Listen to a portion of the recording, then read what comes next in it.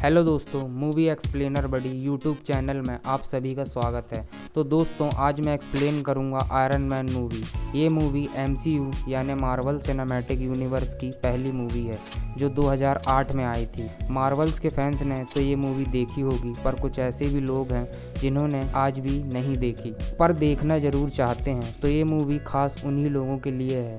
तो मूवी को अच्छे से समझने के लिए वीडियो के एंड तक बने रहें।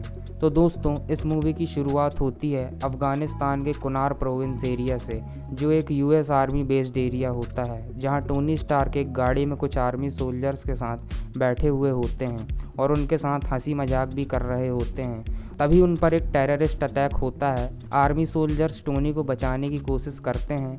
उसके बाद टोनी खुद को बचाने के लिए गाड़ी से बाहर निकलते हैं। तभी उनके पास उन्हीं की कंपनी स्टार्क इंडस्ट्री की एक मिसाइल आकर गिरती है, जिससे वो बचने की कोशिश करते हैं, लेकिन वो मिसाइल ब्लास्ट हो जाती है, जिसकी वजह से टोनी स्टार्क बहुत ज़्यादा घायल हो जाते हैं और उन्हें कुछ आतंकवादी पकड़ लेते हैं। उसके बाद मूवी में 36 घंटे पहले की कहानी बताई जाती है, लास वेगस, जहां पर एक अवार्ड फंक्शन चल रहा होता है, जहां पर टोनी स्टार्क की सक्सेसफुल लाइफ के बारे में बताया जा रहा होता है और उन्हें बेस्ट आर्म मैन्युफैक्चरर का अवार्ड मिलता है। पर वहां पर टोनी स्टार्क मौजूद नहीं होते। उनकी जगह पर उनका अवार्ड उनके पिता का दोस्त ओबेडाय स्टेन उनका अवार्ड लेता है। वहां पर एक नए कैरेक्टर को भी दिखाया जाता है, जिसका नाम जेम्स रोड्स होता है, जो टोनी का खास दोस्त होता है। इसके बाद टोनी को एक कैसीनो में दिखाया जाता है, जहां उनका दोस्त उसे उसका अवार्ड देने जाता है, पर टोनी उसे कहता है कि मेरे घर में तो इसे रखने की जगह ही नहीं है, और उस कैसीनो से निकलते वक्त अपना अवार्ड एक आदमी को दे देता है। उसके बाद एक रिपोर्टर उनसे कुछ सवाल करती है, जिसका नाम क्रिस्टीन होता है। बातों बातों में दोनों का इंटरेक्शन होता है और टोनी उसे अपने घर ले जाते हैं, जो कि मालिबू कैलिफोर्निया में होता है। उसके बाद सुबह टोनी की सेक्रेटरी, जिसका नाम पेपर पॉट्स होता है, वो उससे कहती है कि तुम्हारा आज अफ़गानिस्तान में US आर्मी के साथ डील है। उसके बाद टोनी अपने दोस्त जेम्स रोड्स के साथ अपने नए मिसाइल जेरिको का जलवा आर्मी को दिखाते हैं। दरअसल टोनी एक आर्म मैन्युफैक्चरर कंपनी का मालिक होता है, जिसका नाम स्टार्क इंडस्ट्री होता है। अब स्टोरी प्रेजेंट में शिफ्ट होती है, जिसमें दिखाया जाता है कि टोनी एक गुफा में होता है, जहां उसे होश आता है और टोनी की मुलाकात एक येंसन नाम के आदमी से होती है, जो उसे बताता है कि तुम आतंकवादी की कैद में हो। तुम्हारी जान बचाने के लिए मैंने तुम्हारे सीने में एक इलेक्ट्रोमैग्नेट मशीन लगाई है, जो कि कार की बैटरी से जुड़ी हुई होती है। मिसाइल ब्लास्ट होने पर जो एलिमेंट टोनी के सीने में घुस जाते हैं, ये इलेक्ट्रोमैग्नेट मशीन उन्हीं एलिमेंट को टोनी के दिल के पास जाने से रोकती है। अभी टोनी येंसन से बात कर रहा होता है, तभी वहाँ पर कुछ आतंकवादी आ जाते हैं, जो टोनी से जेरिको मिसाइल बनाने को कहते हैं। पहले तो टोनी मिसाइल बनाने से मना कर देता है, लेकिन आतंकवादियों के काफ़ी टॉर्चर करने के बाद टोनी मिसाइल बनाने के लिए हाँ कर देता है। हालांकि उसे पता होता है कि मिसाइल बनाने के बाद वो उसे मार डालेंगे, पर टोनी काम चालू कर देता है। टोनी उनका मिसाइल न बनाकर अपने लिए एक छोटा सा आर्क रिएक्टर बनाता है और उसे वो अपने सीने में लगाता है। फिर टोनी तय करता है कि वो अपने लिए एक सूट बनाएगा, जिसकी मदद से वो यहाँ से बाहर निकल सके। टोनी सूट बनाने का काम चालू कर देता है, लेकिन आतंकवादियों को उस पर शक हो जाता है और वो टोनी को दरवाज़ा खोलने को कहते हैं, पर टोनी दरवाज़ा नहीं खोलता। उसके बाद आतंकी उन पर हमला कर देते हैं। तब अंदर टोनी सूट पहन रहा होता है और येंसन उसकी मदद कर रहा होता है। सूट पहनने के बाद सूट में एक सॉफ्टवेयर को इंस्टॉल करने की ज़रूरत होती है, जिसमें थोड़ा समय लगता है, लेकिन उनके पास ज़्यादा समय ना होने के कारण येंसन तय करता है कि वो आतंकवादियों का ध्यान भटकाएगा, जिससे सॉफ्टवेयर इंस्टॉल होने में कोई दिक्कत ना आए। इसके लिए वो गन लेकर आतंकियों की तरफ फायरिंग करते हुए जाता है और इस दौरान अब टोनी का सूट पूरी तरह तैयार हो जाता है। अब टोनी गुफा में जितने आतंकी रहते हैं सबको मार डालता है और गुफा से बाहर आते वक्त देखता है कि येंसन गोली लगने की वजह से घायल है। फिर टोनी येंसन के पास जाता है और उनके बीच कुछ इमोशनल कन्वर्सेशन होती है और फिर येंसन वहीं मर जाता है। फिर टोनी अपनी सूट की मदद से वहाँ सभी आतंकवादी को मारता है और वहाँ पर जितने हथियार होते हैं सभी को जलाकर ख़त्म कर देता है। फिर टोनी वहाँ पर सभी को मारकर उड़कर निकलने में कामयाब हो जाता है, जिसके बाद वो एक रेगिस्तान में जाकर गिर जाता है और वो काफ़ी घायल हो जाता है। उसके बाद टोनी का दोस्त जेम्स रोड्स टोनी को ढूंढ लेता है और टोनी को वापस उसके घर ले जाता है। पर टोनी घर जाने से पहले अपनी सेक्रेटरी पेपर पॉट्स को प्रेस वालों को बुलाने को कहता है।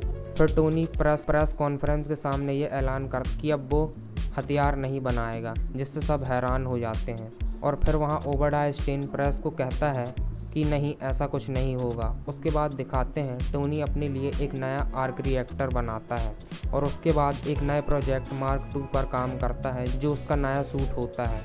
और यहाँ पर आतंकवादी टोनी के पुराने सूट के टुकड़े रेत में ढूंढ रहे होते हैं। तब तक टोनी बहुत मेहनत करने के बाद अपना नया सूट बना लेता है। फिर टोनी उस सूट को टेस्ट करता है। उस सूट को उड़ाते हुए टोनी काफ़ी ऊपर ले जाता है, जिसके कारण सूट में बर्फ़ जमने लगती है और सूट बंद हो जाता है।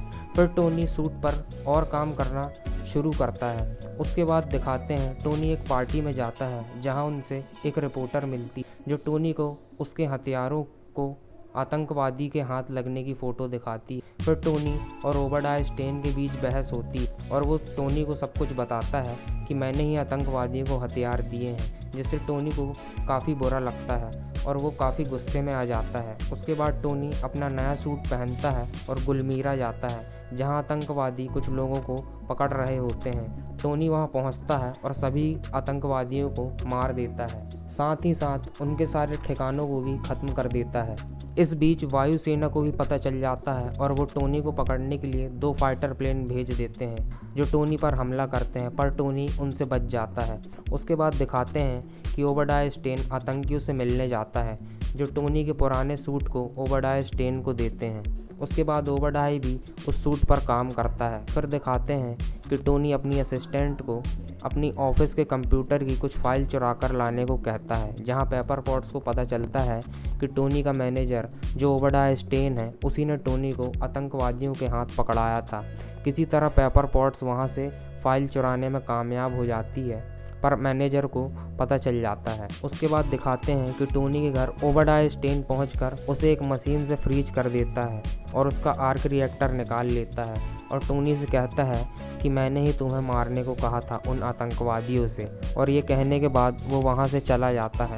तब तक पेपर टोनी के दोस्त रोडी को बताती है कि टोनी की जान खतरे में है। यहाँ पर टोनी अपने पुराने आर्क रिएक्टर तक पहुँचने की कोशिश करता है। तब तक रोडी टोनी के पास पहुंच जाता है और पेपर के बारे में बताता है। तब तक यहाँ पेपर और शील्ड का एक एजेंट ओबेडाय को पकड़ने के लिए जाते हैं, पर यह बात ओबेडाय स्टेन को पता चल जाती है और वो अपना सूट पहनता है और पेपर और उसके साथ आए एजेंट को मारने की कोशिश करता है। तब तक वहाँ टोनी भी अपना सूट पहनकर आ जाता है। फिर ओबेडाय और टोनी के बीच जमकर फाइट होती है। ओबेडाय के सूट को कमज़ोर करने के लिए टोनी उसे भी अपनी सूट की तरह उड़ाकर चंद्रमा की तरफ लेकर जाता है, जिससे ओबेडाय स्टेन के सूट में बर्फ़ जम जाती है और फिर वो नीचे गिरता है। तब तक टोनी के सूट का पावर भी ख़त्म होने लगता है, जिसके बाद दोनों टोनी की फैक्ट्री के ऊपर जा गिरते हैं। उसके बाद टोनी पेपर को उसकी फैक्ट्री के बड़े आर्क रिएक्टर को चालू करने को कहता है, जिससे टोनी की फैक्ट्री में ज़ोरदार ब्लास्ट होता है, जिससे टोनी तो बच जाता है और ओबेडाय स्टेन मर जाता है। उसके बाद मूवी के एंड में दिखाते हैं कि टोनी प्रेस कॉन्फ्रेंस के सामने बताते हैं कि वही आयरन मैन है। यहाँ पर हमारी मूवी एंड होती। तो दोस्तों, ये थी आयरन मैन की एक्सप्लेनेशन। आई होप आपको समझ आई होगी। अगर आपको वीडियो पसंद आई तो वीडियो को like, share, comment and channel को सब्सक्राइब जरूर करें। सी यू नेक्स्ट टाइम।